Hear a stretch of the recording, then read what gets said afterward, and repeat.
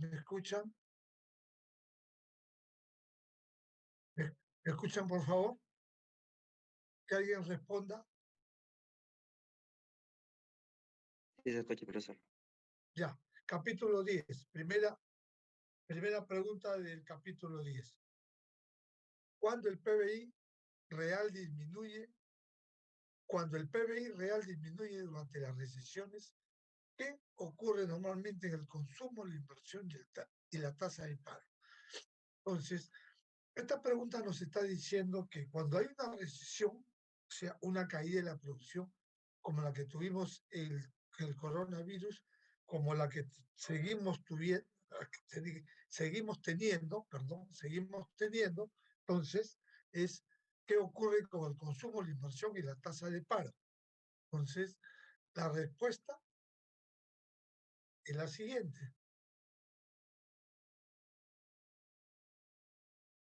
Cuando el PBI disminuye durante una recesión, el crecimiento del consumo real y el gasto de inversión, tanto en declive, o sea, disminuye. El desempleo se eleva abruptamente. Vamos a explicar esto. Entonces,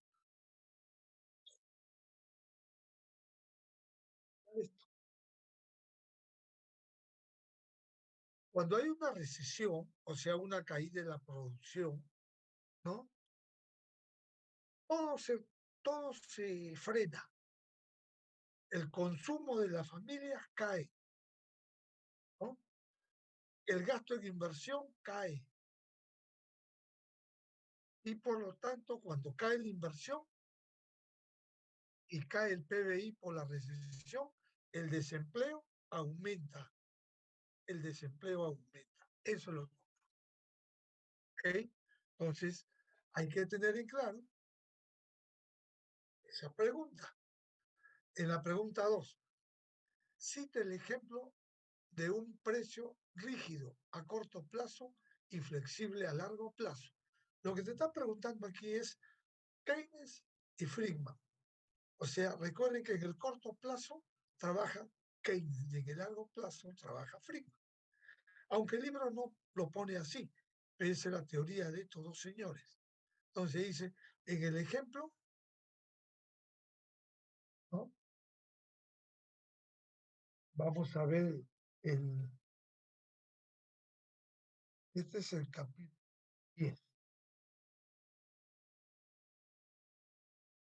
Este es un ejemplo de un precio rígido a corto plazo y a largo plazo. Ya, la respuesta es la siguiente. La respuesta es el precio de una revista. Es un ejemplo de un precio que es pegajosa en el corto plazo y flexible en el largo plazo. Los economistas no tienen respuesta definitiva en cuanto a por qué los precios de revistas son rígidos a corto plazo. Tal vez los clientes encontrarían inconvenientes si el precio de una revista que compran cambia cada mes. ¿Entienden la pregunta 2 o no? Que alguien responda sí o no. ¿Entienden la pregunta 2? Mira, el comercio el sábado pasado, que fue el sábado pasado, el viernes 2 subió de 4 soles a 5 soles. Ese precio lo han mantenido durante 3, 4 años. O sea, ese ya a largo plazo. Entonces, cuando suben el precio de 4 a 5, o sea, un comercio día sábado vale 5. Un comercio día domingo vale 5. Yo no sé cuánto vale el día lunes, martes, miércoles, jueves, viernes, porque yo no compro. Pero sí compro sábado y domingo, vale 5. Entonces, las respuestas que hice ahí, el precio de un diario es un ejemplo de un precio que es pegajoso en el corto plazo y flexible en el largo plazo. O sea, el comercio ha aumentado después de 5 o 6 años. Eso es lo que te quiere decir. Los economistas no tienen una respuesta definitiva en cuanto al por qué los precios de las revistas son rígidos en el corto plazo. Si en el corto plazo no aumentan. ¿Está bien? Tal vez los clientes encontrarían inconvenientes si el precio de una revista que compraran cambia cada mes. Si el comercio próximo meta 6, próximo meta 7, nadie compra el comercio. Pregunta 3. ¿Por qué tiene pendiente negativa la curva de demanda? ¿Por qué tiene pendiente negativa la curva de demanda?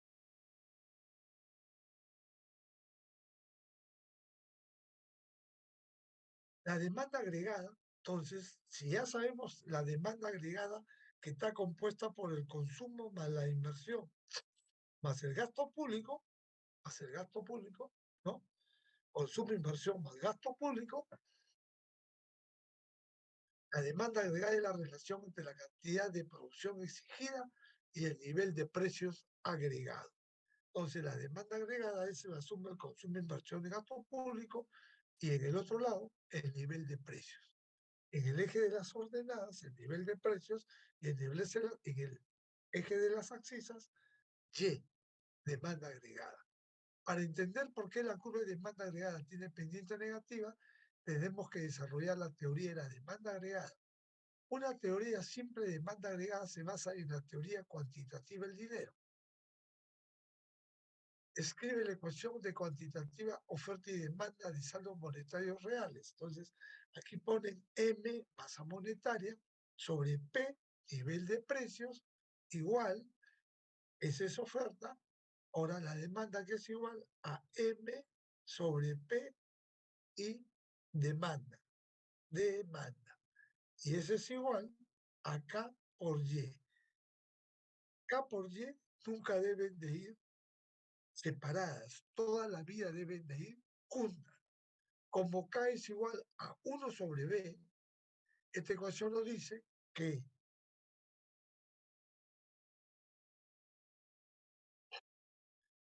esta ecuación nos dice que para cualquier oferta de dinero M, para cualquier oferta de dinero M, ¿no? Existe una relación negativa entre el nivel de precios y la salida de Y. Si ustedes se dan cuenta, Y sobre B es una relación inversa. Si aumenta B, el MP cae. Si disminuye B, el MP sube.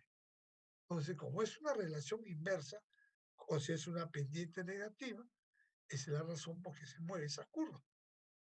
Suponiendo que la velocidad es fija, cuanto mayor sea el nivel de precios, menor será el nivel de saldos monetarios reales.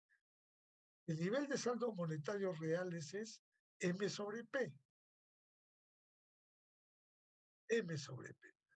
Entonces, esta ecuación nos dice que para cualquier oferta fija de M existe una relación negativa entre el nivel de precios, pero menor será el saldo real y por tanto reducir la cantidad de bienes y servicios exigía que Y, en otras palabras, la curva de demanda agregada tiene pendiente negativo. Entonces, si ustedes ven, cuando ponen que K es igual a 1 sobre B, ya es una división Y entre velocidad. Y si aumenta el denominador, el resultado final disminuye. Si disminuye el denominador, el resultado final aumenta.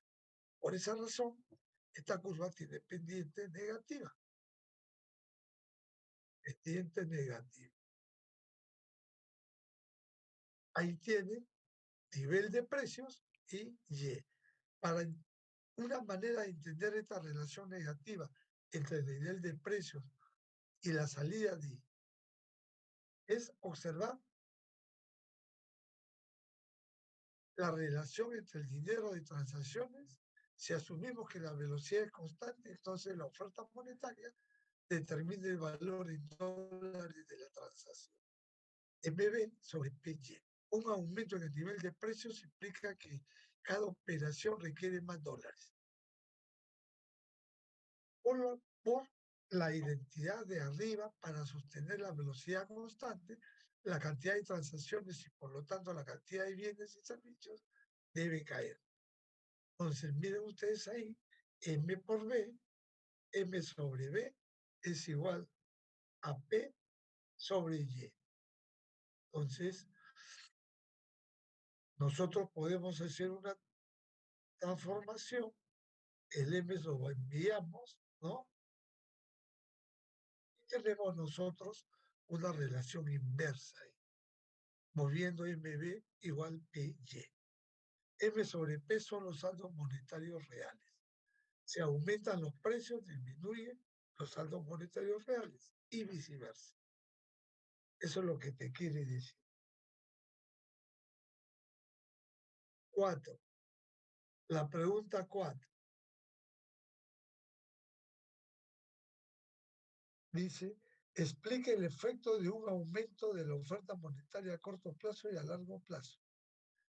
Si la Reserva Federal aumenta la oferta de dinero, entonces la curva de demanda se desplaza hacia afuera. Si la Reserva Federal aumenta la oferta de dinero, entonces la curva de demanda agregada se desplaza hacia afuera, como en la figura 10.2. Como en la figura 10.2. Entonces vean su foto, ahí está, como la figura 10.2.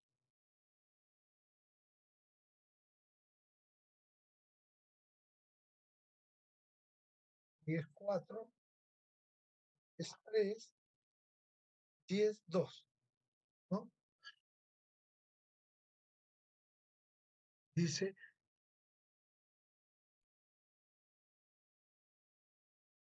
en el corto plazo, los precios son rígidos, por lo que la economía se mueve a lo largo de la curva de oferta agregada, de corto plazo, del punto A al punto B. Subida la salida por encima de su nivel de ingreso Y, la tasa natural de la economía está en un modo. Si hay empleo. La alta demanda, sin embargo, con el tiempo hace que los salarios y los precios aumenten. Este aumento gradual de los precios se mueve la economía a lo largo de la nueva curva de demanda agregada. En el punto C, el nuevo equilibrio, a largo plazo, la producción está a un nivel de la tasa natural, pero los precios son más altos de los que el equilibrio inicial en el punto A. ¿Okay? Entonces, tenemos que ver aquí nosotros la figura 10.2. A ver, si la Reserva Federal, o sea, si el Banco Central aumenta la oferta de dinero, entonces la curva de demanda se va hacia arriba. En el corto plazo los precios son rígidos, por lo que la economía se mueve a lo largo de la curva de oferta agregada. En el corto plazo, en el punto A al punto B, subidas, ¿no? Subidas de salida por encima del nivel de Y. La tasa natural de la economía está en B, hay una alta demanda. Hay una alta demanda. Este aumento gradual de los precios se mueve en la economía a lo largo de la nueva curva de demanda agregada AD2, DA2, en el punto C, en el punto C. El nuevo equilibrio a largo plazo, la producción está a un nivel de tasa natural, pero los precios son más altos de lo que era en el equilibrio inicial en el punto A, en el punto A. Entonces, tenemos que tener en cuenta aquí el desplazamiento, ¿ok?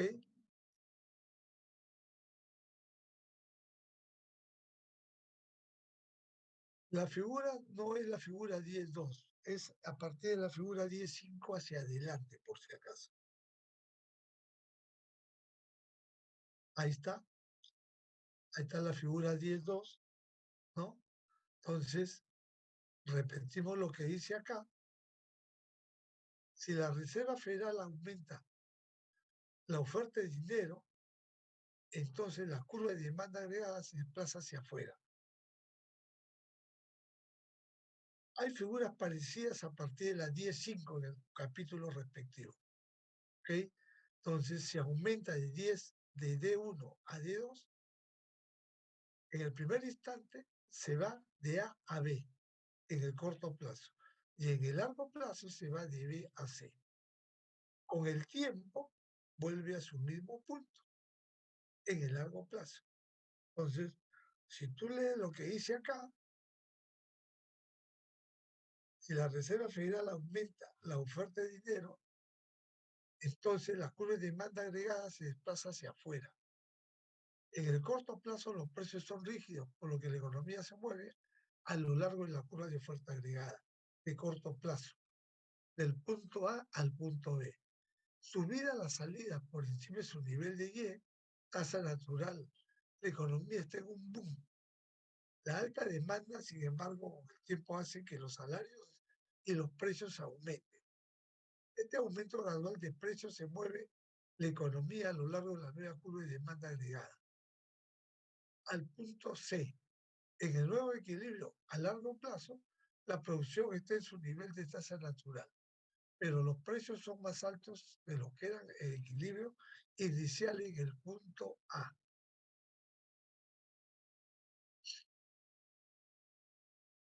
Miren la figura. El equilibrio exacto está en el punto A. ¿Por qué en el punto A?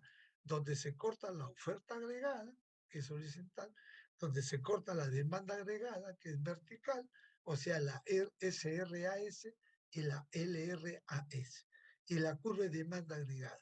Ahora, ponen un supuesto. El banco aumenta el billete en el mercado. El banco aumenta las monedas y el billete, o incrementa la oferta monetaria. En el corto plazo, que es SRA, aumenta el nivel de renta de Y a Y2. Pero en el largo plazo, aumenta el nivel de los precios a P2. Y en el largo plazo, vuelve a su sitio original, en el punto A. Eso es lo que te quiere decir.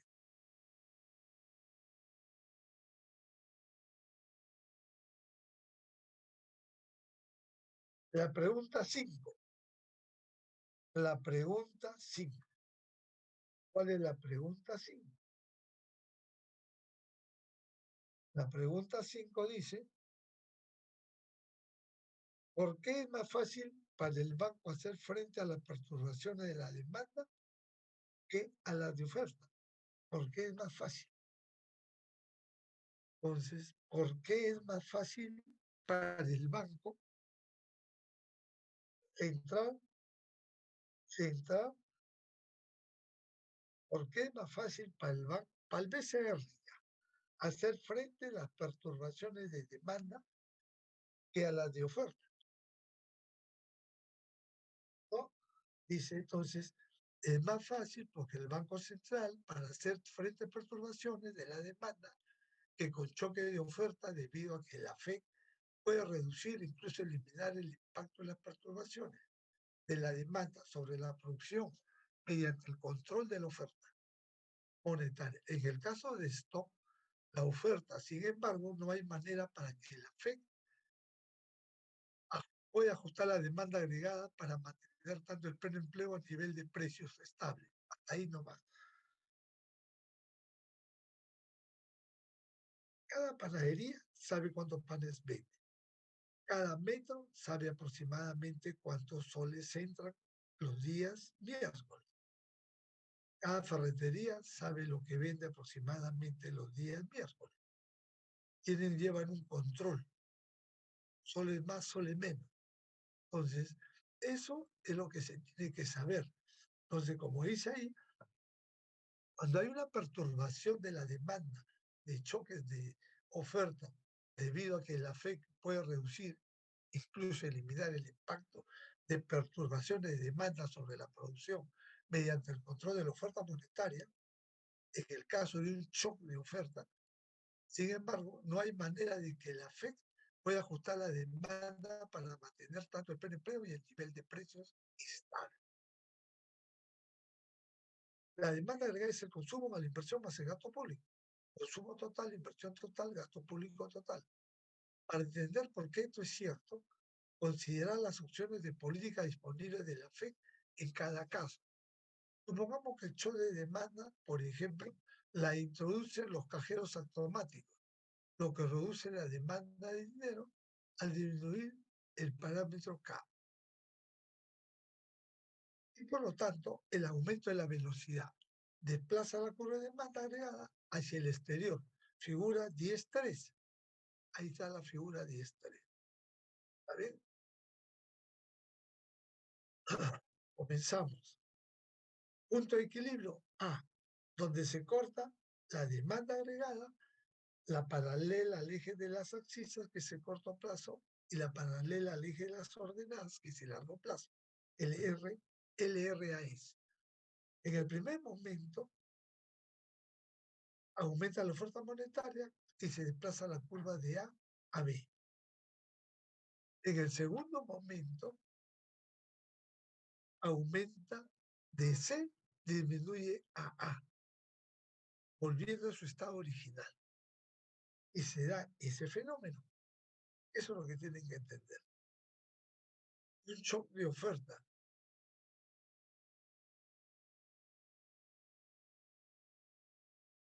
Ahora consideremos como un shock de oferta adverso una mala cosecha o un aumento de agresividad del sindicato. ¿Afecta a la economía? Sí. La curva de oferta agregada a corto plazo se desplaza hacia arriba y la economía se mueve del punto A al punto B. Cuando la curva de oferta agregada aumenta, ¿no? Aumenta, el movimiento es de A a B, aumenta el nivel de precio.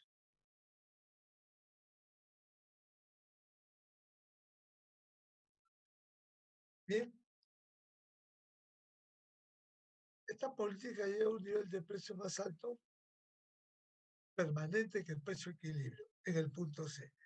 De este modo es que el caso que el shock de oferta no hay manera de ajustar la demanda agregada, de manera que el pleno empleo y un nivel de precios estable.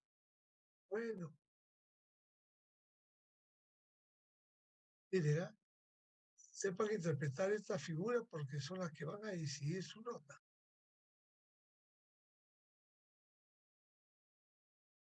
Lo que sigue de aquí ya no son preguntas de repaso, son problemas aplicativos.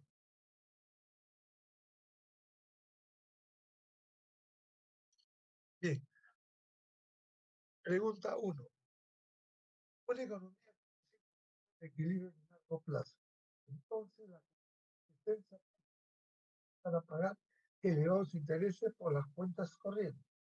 Recuérdense que la cantidad de dinero es la suma del efectivo de depósito a la vista, inclusive cuentas corrientes, por lo que este cambio aumenta el tener dinero. Se pregunta, ¿cómo afecta este cambio a la demanda de dinero? A ver, ¿cómo afecta?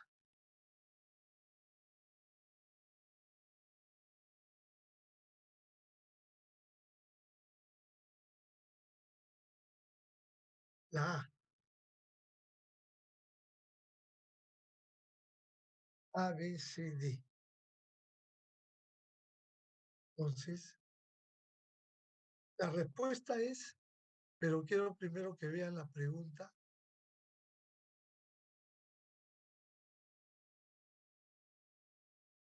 Esta es, una economía comienza a encontrar el equilibrio en el largo plazo. Entonces la competencia fuerza a los bancos a empezar a pagar elevados intereses por las cuentas corrientes. Recuérdense que la cantidad de dinero es la suma del efectivo y los depósitos a la vista, inclusive las cuentas corrientes. Por lo que este cambio aumenta un atractivo de tener dinero. Pregunta, ¿cómo afecta este cambio a la demanda de dinero?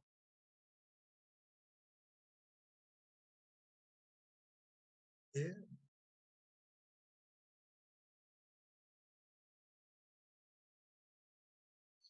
A ver, vamos a leer la respuesta del problema y aplicaciones. Ahí va.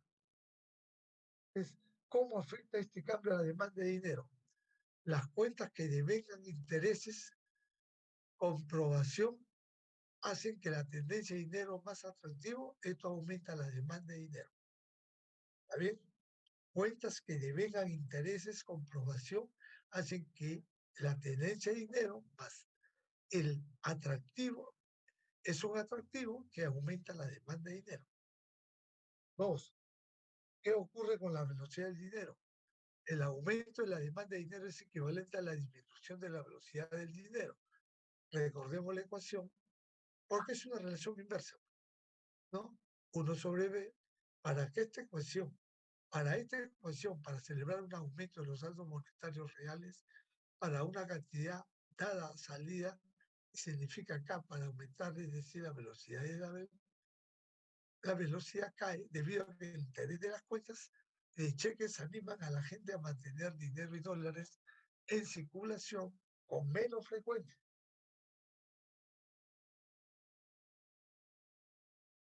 Mira, la velocidad del dinero depende de la tasa de inflación. Si la tasa de inflación es alta, tu dinero desaparece de tu bolsillo. Si la tasa de si la tasa de inflación es inmediatamente baja, puedes tener un billete de 100, 3, 4, 5 días. Eso es lo que te quiere decir. ¿Está bien?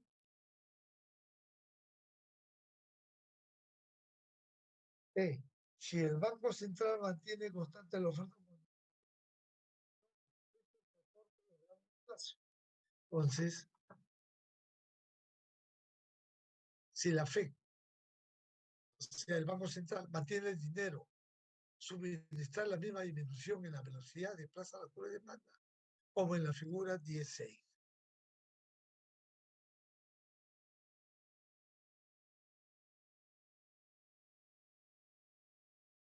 Esta es la figura 16. Siempre se comienza por el momento cero. ¿Cuál es el momento cero? Cuando la paralela LRAS, que es el largo plazo, se corta con el corto plazo, que es SRAS.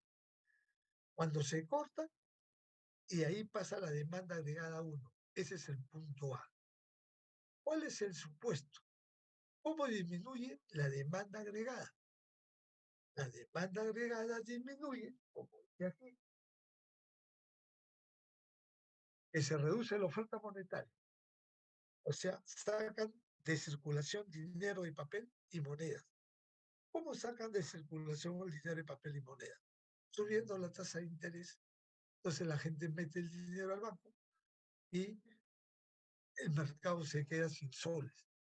Hasta un punto, pues, porque todo el mundo comienza, cuando el dinero circula por el país o por el mundo, hay personas que están pensando en mejorar su calidad de vida, hay personas que están pensando en generar empleo, hay personas que están pensando, ¿no?, en generar muchas cosas más, y las habilidades florecen, y todo eso lo mueve el dinero. Eso ya lo dijo David Hume hace 200 años.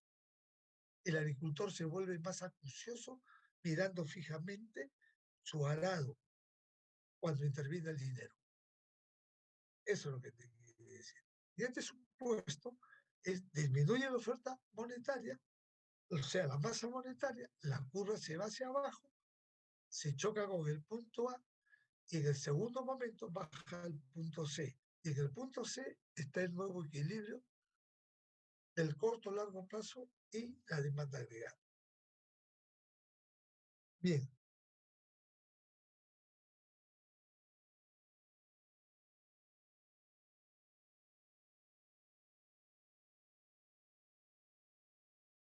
Bien. No sé si tienen alguna pregunta hasta acá. En la pregunta 1, la parte D, si el objetivo del Banco Central es estabilizar el nivel de precios, debe mantener constante el Banco Central la oferta monetaria en respuesta a este cambio, en este caso negativo, ¿qué debe hacer? ¿Por qué? Dice, ¿no? Entonces ahí tiene la respuesta. ¿Okay? La disminución de la velocidad hace que la curva de demanda agregada se desplace hacia abajo. La FED, o sea, el Banco Central, podría aumentar la oferta de dinero para compensar esa disminución. Y esto ello devolvería a la economía al equilibrio en el punto A, como en la figura 7. Lo que trata de hacer en la economía es que esté en equilibrio. Lo mejor sería aumentar la calidad, no disminuirla.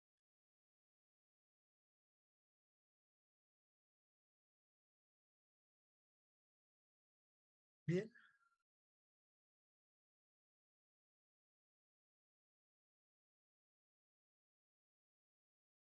¿alguna pregunta sobre esto?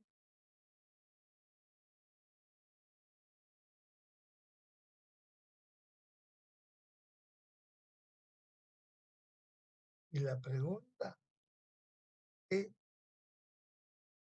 en el libro no hay, pero ahí la han puesto. Esta edición ha sido traducida el solucionario a español, es del inglés. La pregunta 2. Supóngase que el Banco Central reduce la oferta monetaria 5%. Supóngase que la velocidad del dinero es constante. ¿Qué ocurre con la curva de demanda agregada? Ya. Para hacer el análisis, toda la vida tiene que estar oferta agregada paralela al eje de las abscisas, demanda agregada, oferta a corto plazo, oferta a corto plazo paralela al eje de las abscisas, oferta a largo plazo paralela al eje de las ordenadas y la demanda agregada 1. ¿Cuál es el supuesto ahí? Disminuir la demanda agregada. ¿Cómo disminuye la demanda agregada? Subiendo los precios. Es una forma, pero hay varias formas. Entonces, si la FED reduce la oferta de dinero, entonces ya. ¿Cuál ahí es? Reducen la oferta de dinero del mercado. Sacan dinero del mercado. Entonces la demanda agregada se va hacia abajo. Se fomenta el famoso punto B y en el largo plazo el famoso punto C. ¿No?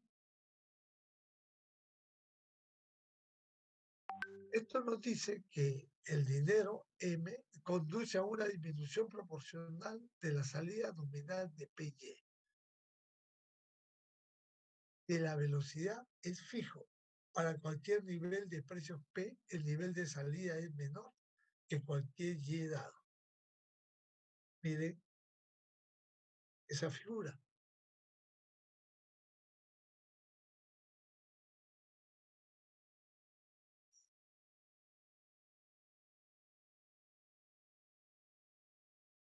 En el corto plazo, la pregunta 2, ¿no? ¿Y con qué nivel de producción?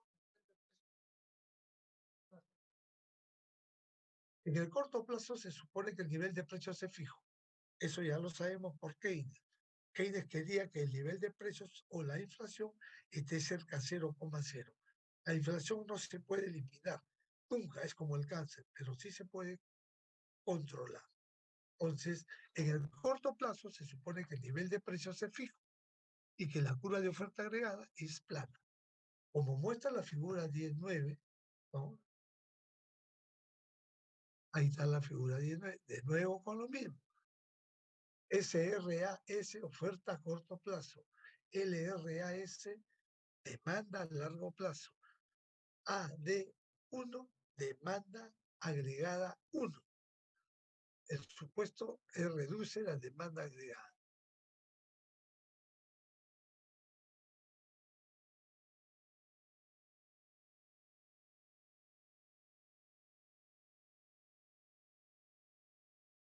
Bien, tenemos acá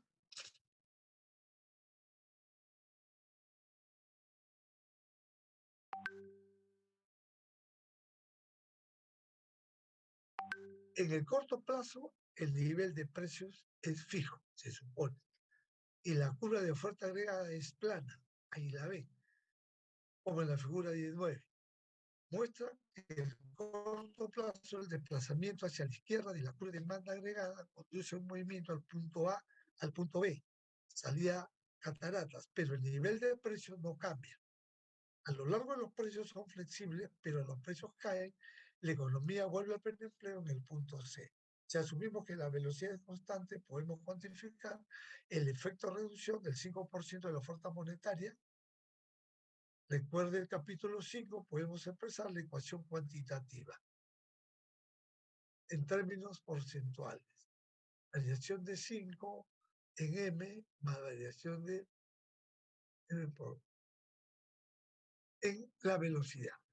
La variación en porcentaje de los precios más la variación en porcentaje de nivel de producción o producto es igual a la variación de la velocidad y es igual a la variación de la masa monetaria. Si suponemos que la velocidad es constante, entonces la velocidad es cero, vuela. Por lo tanto, queda variación de la masa monetaria igual al nivel de precios, igual al nivel de producto. ¿Por qué? Porque Keynes suponía que la velocidad y el nivel de precios, o sea, la inflación está cerca a 0,0. No suponía, era su modelo. Sabemos que en el corto plazo el nivel de precios es fijo. De nuevo, esto implica la variación de P igual 0. Por lo tanto, variación de la masa monetaria igual variación del nivel del producto. Entonces, en el punto A se cortan los tres. En el punto B, el supuesto mueve el ejercicio hasta B. Y en el largo plazo vuelve al punto C, pero con el nivel de precio más bajo.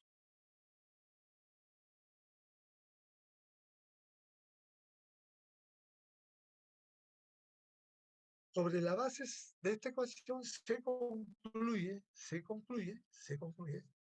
que el largo plazo de la reducción del 5% de la oferta de dinero conduce a una reducción del 5% del nivel de precios, como se muestra en la figura 19. ¿Ok? En la figura 19. Y acá la tenemos. Ahí está. ¿Cómo se lee ese cuadro? Nivel de renta Y,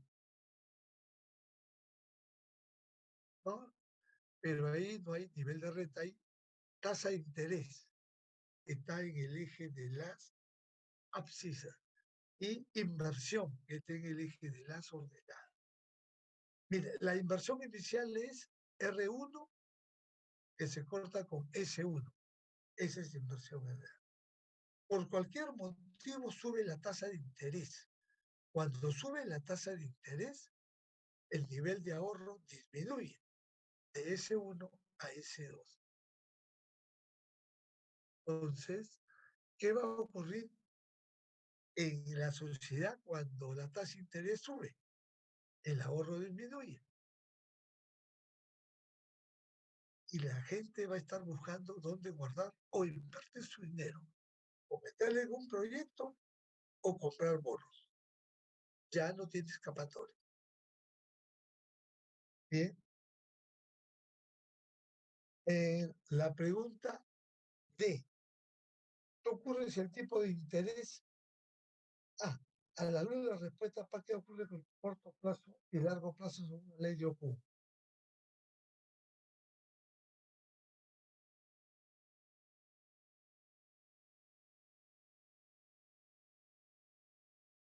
Mire, la ley de Oku es lo siguiente. Si el Producto Bruto Interno aumenta en 2 puntos, el desempleo disminuye en medio punto. Si el Producto Bruto Interno disminuye 2 puntos, el, el desempleo aumenta en medio punto. Entonces, esa es la famosa ley de Oku, que ahí la está expresando.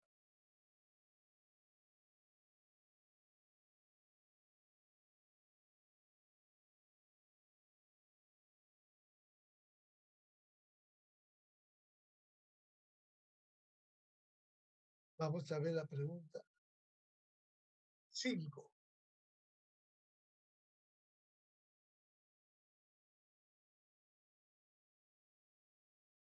Esa es la pregunta 3, perdón, la pregunta 3. Una disminución de la velocidad del dinero, una subida exógena del precio del petróleo. Ya.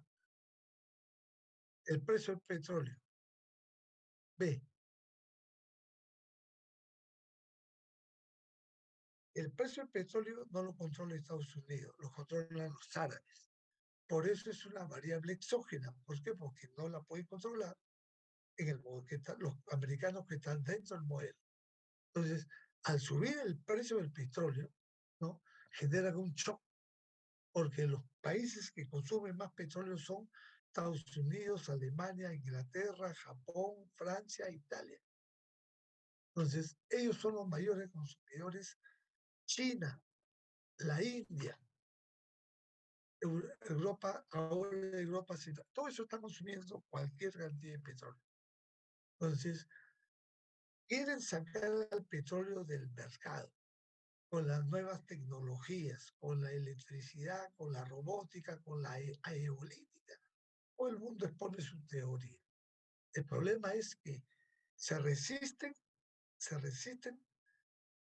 a votar lo viejo que es el petróleo. Quieren mantenerlo. En la cumbre de Kioto, en Canadá, los países que producen mayor petróleo son Estados Unidos, o sea, los que consumen mayor petróleo son Estados Unidos, Alemania, China, Japón, la India. Ellos son los mayores concomitantes. Ellos son los mayores países que enferman al mundo. No quedaron en nada, no quedaron en nada. No, nadie dijo, la reunión se llevó y no acordaron nada. Entonces, ese aumento, ese es un show. Igual que este es un show. Si le preguntas a los árabes por qué aumentaron el petróleo, mira, ahí está. Ese es el aumento del petróleo. Recuerda, SRAS es corto plazo. LRAS es largo plazo. El corto plazo es paralela al eje de las abscisas y el largo plazo es paralela al eje de las ordenadas. Entonces, el punto de equilibrio, ¿cuál es? El LRAS, el SRAS sub 1 y AD1. El punto A es el punto de equilibrio, donde se cruza largo plazo, corto plazo y demanda agregada. Punto. Supuesto, aumenta el precio del petróleo de P1 a P2. ¿Qué es lo que ocurre? Cuando aumenta el precio del petróleo, la demanda agregada se desplaza hacia arriba, hacia C. Se desplaza hacia C. ¿Ok? Se desplaza hacia C. Entonces, al desplazarse de A a C, en el largo plazo, miren, baja a B y de B baja a A. Eso es todo lo que tienen que saber. Lo demás es argumento para llegar a lo mismo, que hay que leerlo, ¿no? Ahí está. ¿Ve? Si la FED se preocupa por mantener la producción y el empleo, o sea, el PBI, el empleo, en sus niveles de tasa natural, entonces debería aumentar la demanda agregada mediante el aumento de la oferta monetaria. Esta respuesta política desplaza la curva de demanda agregada hacia arriba, como se muestra de 1 a D2 en la figura 10-12. En este caso, la economía inmediatamente alcanza un nuevo equilibrio en el punto C. El nivel de precios en el punto C es permanentemente más alta que el A, ¿no? Pero no hay ninguna pérdida en la producción. ¿Por qué? Porque la oferta a largo plazo es paralela. La oferta a largo plazo no está en función de nada. La oferta a largo plazo tiene pendiente cero. Si la FED se preocupa por mantener los precios estables, entonces no hay respuesta de la política que puede tener en práctica. En el corto plazo, el nivel de precios se mantiene más altivo, más alto en el nivel P2. P2. Si la FED aumenta la demanda agregada, entonces la economía termina con un nivel de precios más alto en forma permanente. Por lo tanto, la FED debe simplemente, la FED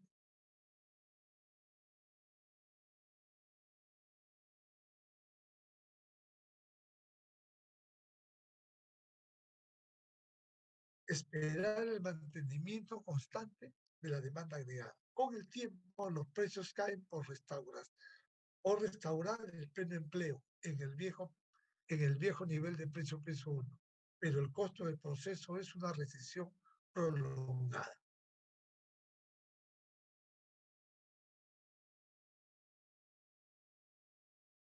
Mira, ¿observa la recesión? Sí. ¿Dónde está la recesión? Del punto A al punto B.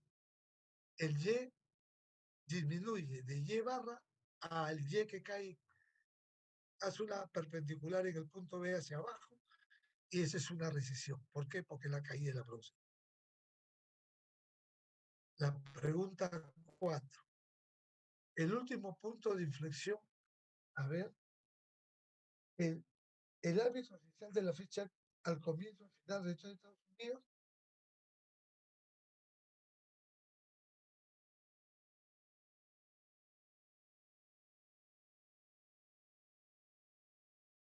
ya. Lean la pregunta 4, página 432 del libro de Mar. Entonces, vamos a leerla. Dice, el árbitro oficial que fecha el comienzo y el final de las recesiones en los Estados Unidos de la National Bureau of Economic Research, por decirle el INEI, Centro de Investigaciones Económicas sin fines de lucro, entre la página web NBER, y busque el punto de giro más reciente del ciclo económico. ¿Cuándo ocurrió? ¿Fue el paso de una expansión a una contracción o al revés? Enumere todas las recesiones, contracciones que han ocurrido durante toda la vida y la fecha en que comenzaron y terminaron.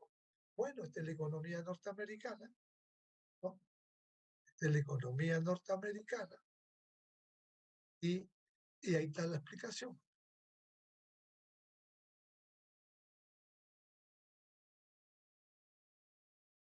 Lo único que han hecho en el gráfico, ver todos los puntitos que están, los picos que están hacia abajo. Esa es una recesión. Y los picos que están hacia arriba es una expansión. Y eso es todo lo que han hecho. Bien, ese es el ejercicio, esa es la práctica dirigida del capítulo 10. Ahí termina. Yo se la voy a pasar ahorita a la delegada, para que la delegada se las entregue. O a quién le paso estas,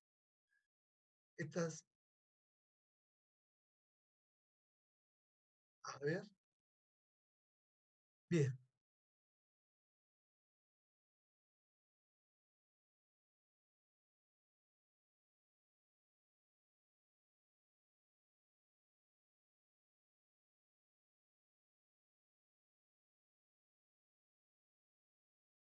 vamos a ver el capítulo 11.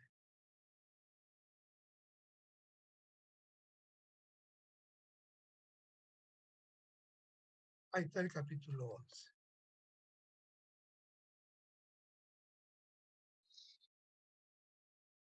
Utilice el aspa keynesiana, utilice el aspa para explicar por qué la política fiscal produce un efecto multiplicador en la renta nacional. Entonces, vamos a ver. Esto sí es más numérico. Acá sí ya pueden jugar con hacer ecuaciones.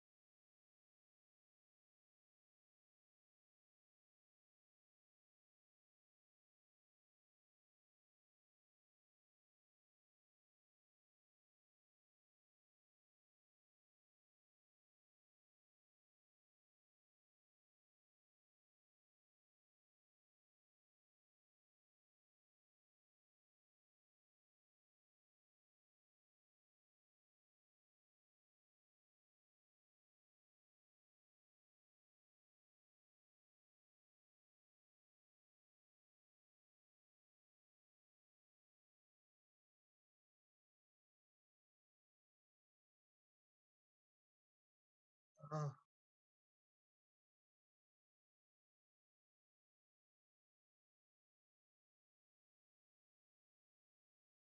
Pregunta de repaso.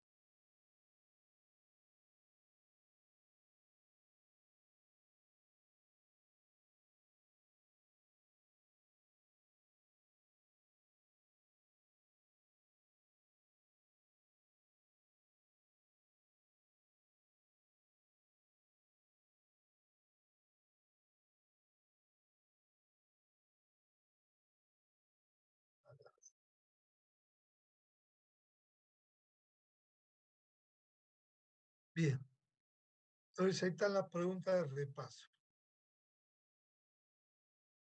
El modelo keynesiano Cruz nos dice que la política fiscal tiene un efecto en los ingresos que se multiplican. La razón es que, de acuerdo con la función de consumo, mayores ingresos provocan un mayor consumo.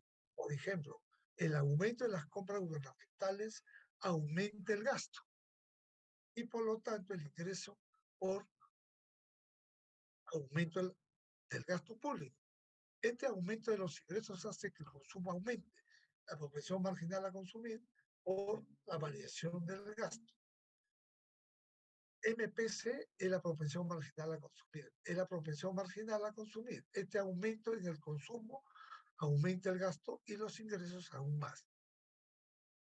Esto retroalimenta en el consumo a los ingresos y continúa indefinidamente.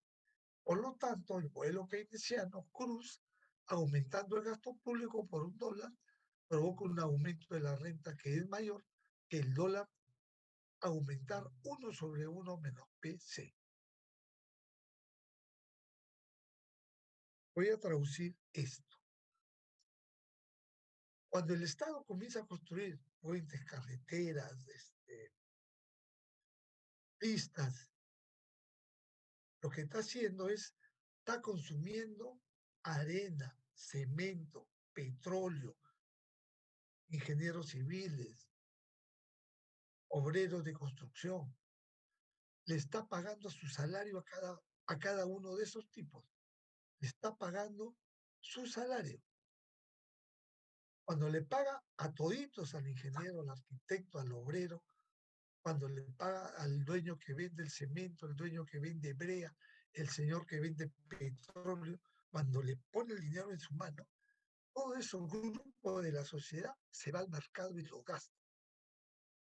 Al gastar todos ellos en el mercado, los que venden la papa, el arroz, el azúcar, la leche, obtienen sus ganancias y ellos también consumen zapatos, televisores, y así el circuito comienza a crecer.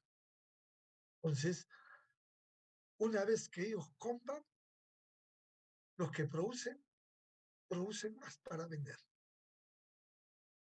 Y aumenta, así es como aumenta el Producto Bruto Interno, cuando aumenta el nivel de gasto.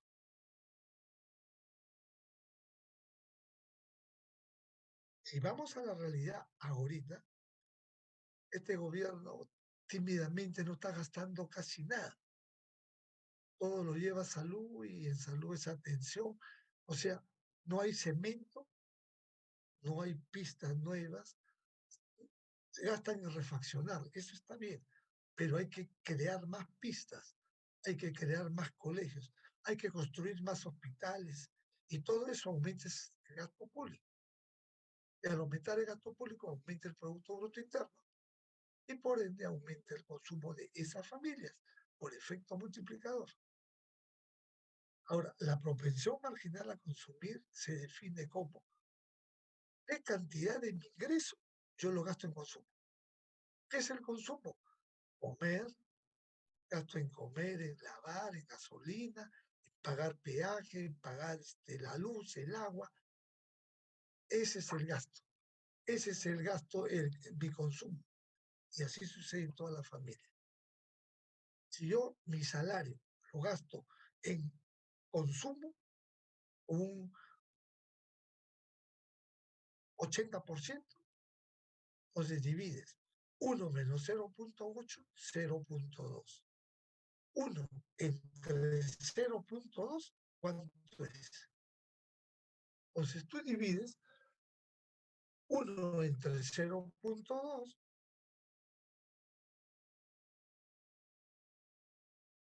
y te sale 5.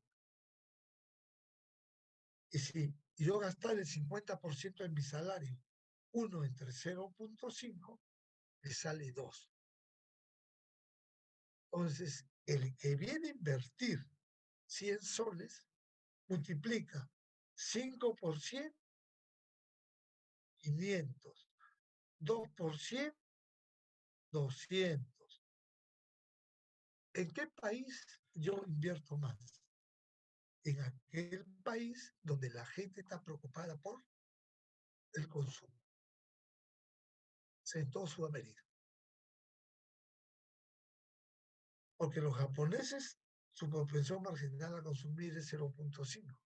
Ellos no se preocupan por comer. En Estados Unidos no se preocupan por comer. Y hay pobreza, como en todo el mundo hay pobreza. En Inglaterra no se preocupan por comer. En Francia no se preocupan por comer. En Alemania no se preocupan. Eso ya está dado, es tácito. Ese es el secreto de esta fórmula de macroeconomía. ¿Sí? Entonces, si tu familia consume su ingreso el 80 o 90% de consumo, no tiene ahorro. Su ahorro es pobre, 10%. Por eso es que la gente, la sociedad, siempre quiere ganar más, más, más. Si todo eso se canaliza sobre los cánones del respeto, la moral y las buenas costumbres, el país es grande. Pero si sucede lo que sucede con esta voraz ingeniera que se ha gastado como 30 millones coimeando para recibir 500 millones, ya la cosa cambia. Y la cosa es difícil. Le regala 4 millones al presidente para que cambie a presidente de la SUNAR. Presidente de la SUNAR le hagan ahora la Goray de cerca de 500 hectáreas en Porchilca. Eso representa más de 400 millones, 500 millones. Lo vende a 700 millones. No es un robo, pero es como funciona este país, ¿no? Bien, esa es la primera. La segunda pregunta. Utilice la teoría de la preferencia por liquidez para explicar por qué un aumento en la oferta monetaria reduce el tipo de interés. ¿Está bien? ¿Qué supone esta explicación sobre la inflación o el nivel de precio? La pregunta 2.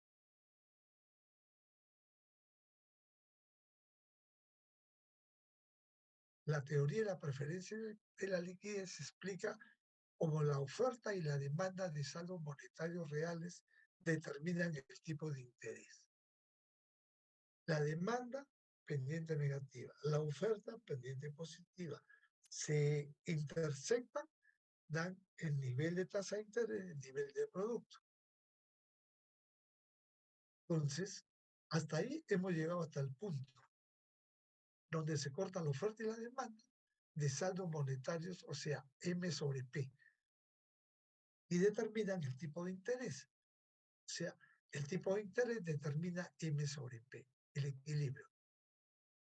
Una versión simple de esta teoría asume que la oferta de dinero fija de dinero que elige la FED. El nivel de precios también se fija en este modelo, por lo que se fija la oferta de saldos reales. La demanda de saldos monetarios reales depende de la tasa de interés, que es el costo de oportunidad de mantener dinero. Mira, la tasa de interés es el precio del dinero. Decía Benjamin Franklin, ¿quieres conocer el dinero? Préstale al banco. Préstale al banco y conoces el dinero.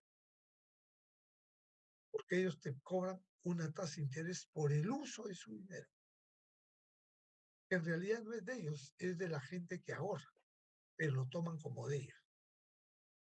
Con una tasa de interés alta, la gente tiene menos dinero, porque el costo de oportunidad es alto.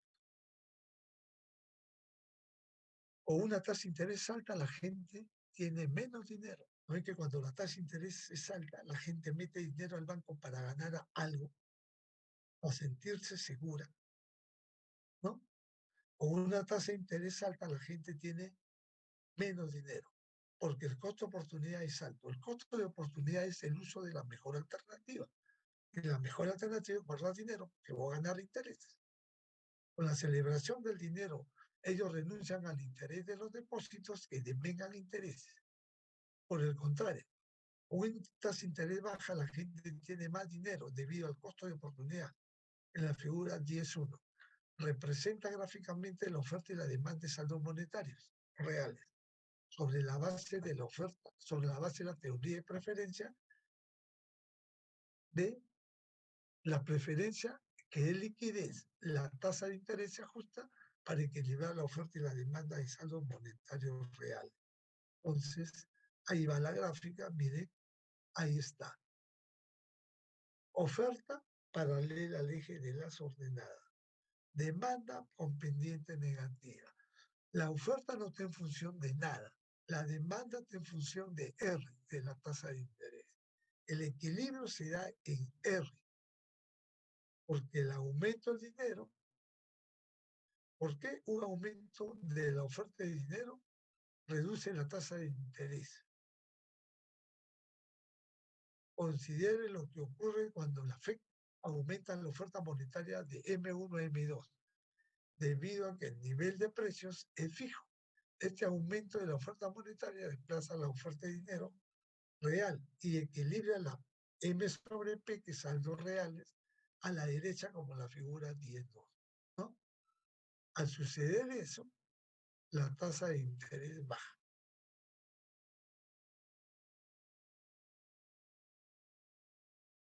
La tasa de interés debe, para equilibrar la oferta y la demanda en los viejos R1, el tipo de interés de la oferta supera la demanda. Las personas que llevan a cabo el exceso de oferta de dinero tratan de compartir parte de ella en depósitos o bonos bancarios que devengan intereses. Los bancos y los emisores de bonos prefieren pagar tasas de interés más bajas que responden al exceso de la oferta de dinero. Mediante la reducción de la tasa de interés, cae la tasa que hasta que alcance el nuevo equilibrio R2. O sea, mira, este R2. Todo está en el poder de la gráfica. La 3.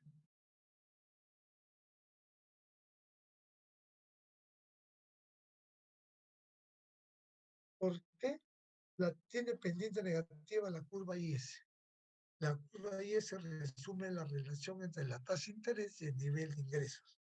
Esta es la IS.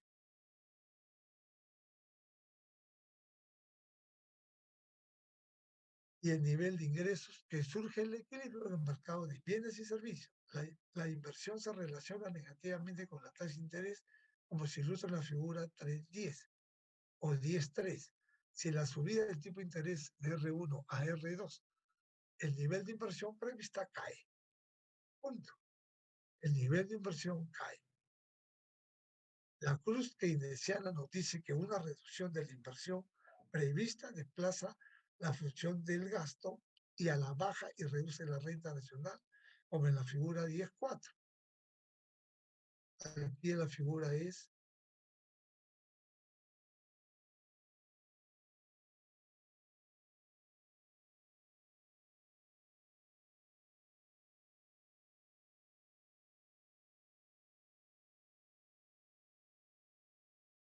así es. ¿Está bien? Como en la figura 10.4. Miren, ahí está. ¿Está bien? Observa de una vez para que la tasa de interés sube, la inversión cae. Mira lo que pasa en este gráfico. Ya. Tienes nivel de renta, renta Y PE, el gasto. Entonces, cuando la inversión, el Y es igual al P, el nivel de gastos es igual al nivel de ingreso, Y es igual a P. ¿Por qué es 45 grados? Para dividir el plano mitad a mitad. Entonces, el supuesto primero es que el nivel nivel de renta Y o el Producto Bruto Y o el P es un 1 igual consumo en función del ingreso disponible, Y menos T, más inversión en función de tasa de interés, más el gasto público que no está en función de nada. ¿Por qué no está en función de nada? Porque el próximo año no sabemos en qué vamos a gastar. Vamos a gastar en lo mismo. ¿En qué gastamos? Pagarle a todo el sector público, refaccionar carreteras, construir hospital, eso ya está presupuestado, ¿no? Pero no sabemos mayormente en qué. Entonces, cuando aumenta la tasa de interés, la inversión cae, y eso es lo que ha pasado. Cuando la inversión cae, ¿no? Cuando la inversión cae, el nivel de renta cae de Y1 a Y2 y la IS disminuye de Y1 a Y2. Es todo lo que tienes que saber. Por lo tanto,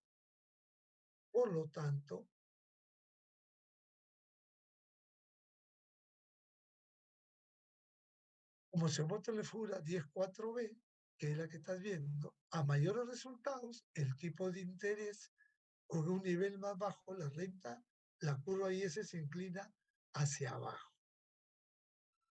Bien, lo mismo tenemos con la curva LM. El mismo, ¿no? Que lo pueden leer. Entonces, este capítulo 10 y 11 se lo voy a enviar ahorita, no sé quién me da su correo en el chat para enviárselo y ustedes se lo dan a su amigo o a la delegada, no sé. A ver.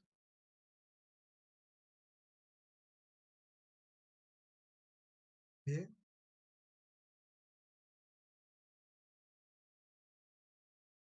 A ver quién me da su correo para enviarle el solucionario capítulo 10 y 11.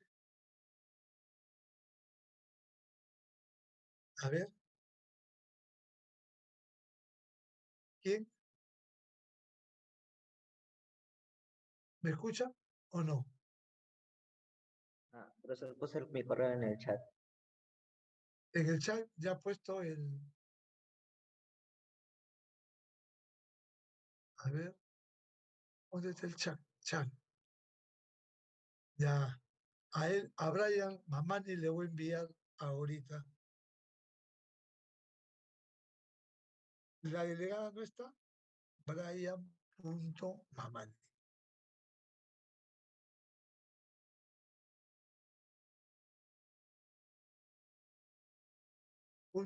.p arroba unip.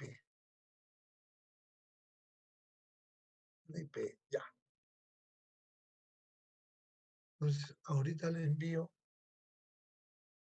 a Brian.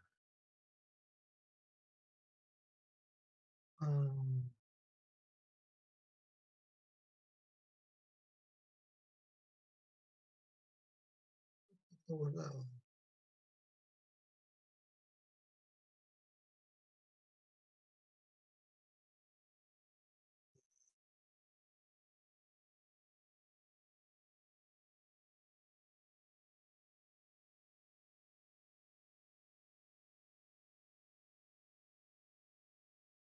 No, redactar para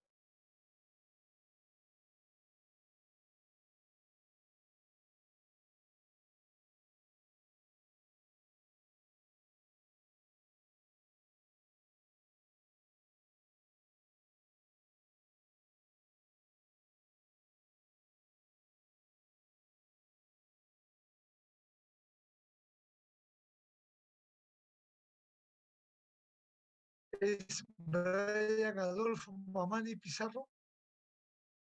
Sí. Ya, ya. Tú me confirmas si llegó a este asunto.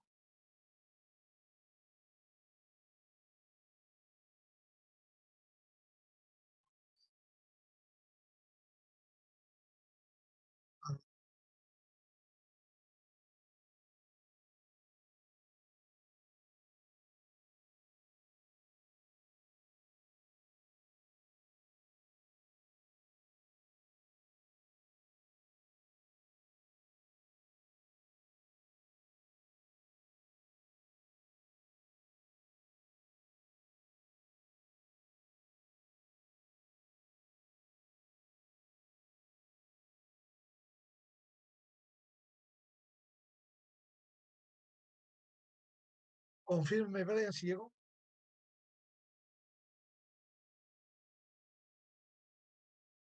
Todavía no llega. Ya. Pues, ¿qué hacemos en la próxima clase? Los ejercicios del capítulo 11, agregamos un par de ejercicios más y hacemos todos los ejercicios del capítulo 12. ¿Bien?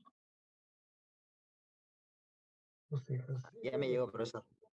Ya, capítulo 10 y 11 te llegó, ¿no? Sí, capítulo 10 y 11. Ya, dáselos a tus compañeros y la próxima clase, el día lunes,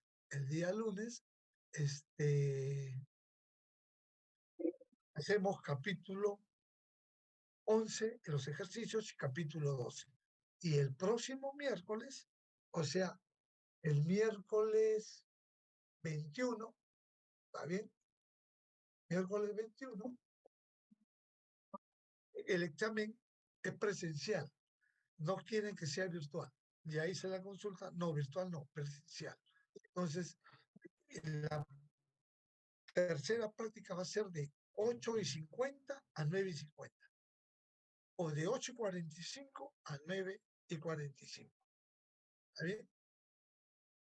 ¿Ok? ¿De acuerdo? ¿De acuerdo o no de acuerdo? Ok, profesor, entendido. Ya, listo. Entonces nos quedamos ahí y ya nos vemos la próxima clase. ¿Ok? Ahí Profesor, tienen todo. Dime. entonces, miércoles de 8:45 a 8:30, dura una hora más el examen presencial, ¿no? Claro, es que la hora es de 8 a 10. Yo, difícil que llegue porque tengo que dejar a mi señor en el trabajo. Entonces, yo máximo llegaré a 8:50, pero 8:45, si llego a 8:50 es hasta 9:50. ¿Está bien? Ok, ¿Ok? profesor. Ok. Ya. Nos vemos. Hasta luego. No, profesor, cuídese. Ya, gracias. Buenos días.